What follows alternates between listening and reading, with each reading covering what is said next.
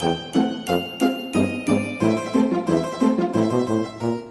Planchet, written and presented by Ryan Reis. Nearly 20 years ago to the day, little Brandon and his friends almost died in what seemed to be a tragic accident. But they know better than that. They still have no idea what it was, but they for sure know it was no accident. They were all just 12 years old when it happened. Brandon and 3 other kids got invited to a sleepover at Tyler's, where his dad had set up sleeping bags in the basement. They had a decent-sized TV and a PlayStation 2, complete with snacks and a party-sized pizza. Tyler, Ben, Mitch, Glenn, and Brandon played video games all throughout the night, laughing and yelling. It wasn't until midnight that Tyler's dad came down and told him to shut it down. "I know you guys are having fun, but no one in this house can sleep. How about we turn the games off until morning and you guys watch a movie?" The kids groaned, but eventually agreed. Tyler took his friends upstairs to the shelf where all the video cassettes were. There were hundreds of movies, from comedy, romance, and action, horror. "Ooh, something scary," Ben yelled. "Shh," Tyler exclaimed. All the boys agreed on a scary movie. All except Brandon. He wanted to watch a comedy, but soon folded under the pressure when his friends began to tease him for being scared. Especially Ben. Ben was a bigger kid. He was 12 like the others, but he stood about 5 inches taller and had the weight to match. He loved teasing his friends. He loved how he felt like he could get away with it since he was much bigger than the others. They picked a movie together and decided on the one with the Ouija board on the cover. The title was too long and difficult for the boys to pronounce, but they thought it looked real good. Ben was the first one downstairs. He jumped halfway down the stairs and made a loud bang as his feet landed on the hardwood floor. "Ben! Shh! My dad! Everyone's sleeping!" Tyler exclaimed.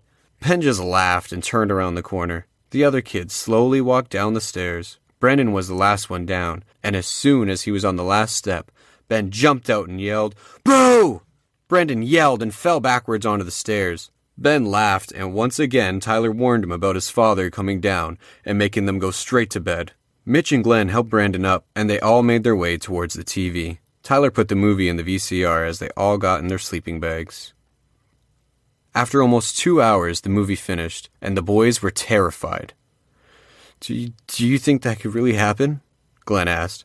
Tyler swallowed hard and shrugged his shoulders. "Don't be stupid," Ben shouted. Tyler gave Ben a stern look. But the look soon changed to a grin as he told his friends he had an idea. "I'll be right back," Tyler said. "Glenn, come with me. But you can't make any sounds. We have to sneak into my brother's room, and if we wake him, we're screwed." The 2 boys disappeared up the stairs, and the others waited for them. Michael and Brandon sat quietly as Ben asked out loud a million questions to himself. Questions like, who would be afraid of such a dumb movie? And what did those 2 idiots go upstairs to get? He went dead silent when he heard footsteps coming down the stairs, and a look of unease crossed his face. Tyler had what looked like a board game box in his hand. "What's that?" asked Brandon. "Oh no, I'm not playing with that thing. Bring it back." Tyler then placed the box on the small table where the snacks were while telling Brandon to relax. Ben smirked to himself with his arms folded across his chest as Tyler removed a Ouija board from the box and placed it down on the table. He then removed the planchette and asked who wanted to try it out. Brandon stiffly shook his head while his eyes nearly protruded from his face. "Oh, please," said Ben. "That shit's for babies. Look at it. It says Hasbro on the box." Tyler set the planchette on the board and asked who was brave enough to play. Mitch and Glenn joined and placed their hands on the planchette while Ben and Brandon watched. The boys discussed amongst themselves what they should ask it. Finally, Glenn asked if there were any spirits here. But nothing happened. Then Mitch asked if there were any demons here. And still, nothing happened. "See, babies, it's not real," Ben said. Then, as soon as they were going to take their hands off it, the planchette began to slide towards the yes. Ben smirked as the other boys all looked at each other, wondering who was pushing it. "I didn't move it," they all confessed as they pulled their hands away. Ben laughed and told them how dumb they were, and how they were all babies. The three boys put their hands back on to show they weren't afraid and to see if they could find out which one of them were moving the planchette. "Okay, ask it something scary," Ben chuckled. Will one of us die tonight?"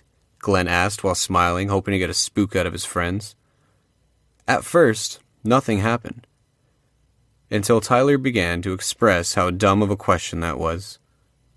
Then the planchette started to move again. All three boys kept their hands on it while trying to figure out who was screwing around. The planchette went slowly around the board and stopped at 6 letters and 1 number. T H E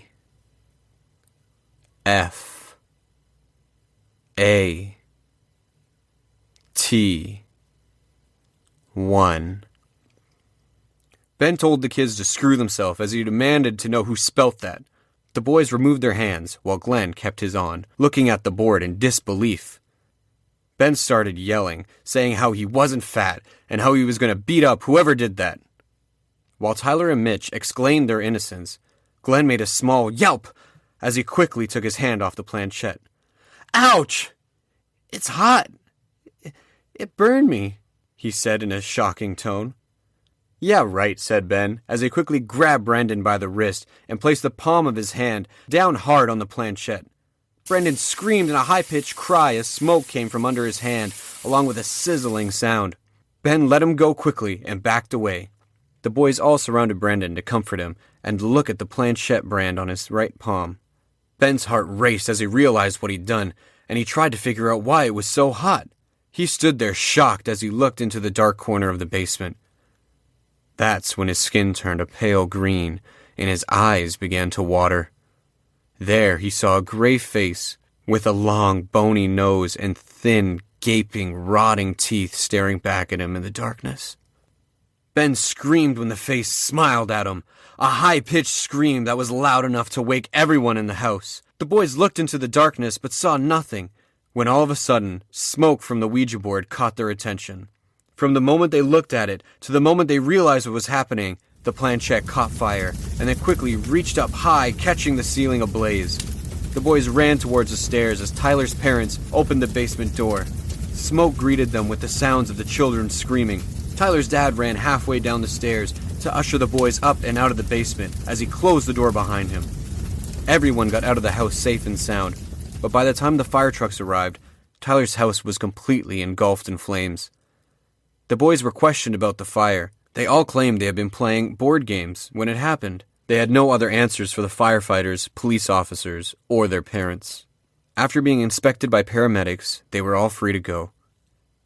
Brendan got his hands wrapped in gauze before going home with his mom and dad. Tyler went to his grandparents' house, and the other boys went to their own beds for the night. The next morning, Ben's mother had informed authorities that her son had died in his sleep. Word got around about the boy's death, but none of the kids knew what had happened. It wasn't until Brendan was much older that he learned the truth. Ben had looked like he was burned alive, but there was no trace of a fire. It had been as if the body was taken, burned to a black crisp, then brought back into his bed. Nothing but charred bone and melted flesh. Despite the many years that have gone by, Brendan's burn makes it so that he can never forget. His hand still has the shape of a planchette with all the little details, 2 small moons on each side, and an eye at the bottom with lines above it. He has been thinking about it a lot more within recent days. He figures it's probably because of the man he keeps seeing in the dark. The same man with the same face that Ben had described to him and his friends before going home that night. He doesn't believe in ghosts, but every night the face seems to get closer and clearer as a scent of burning flesh slowly fills his room.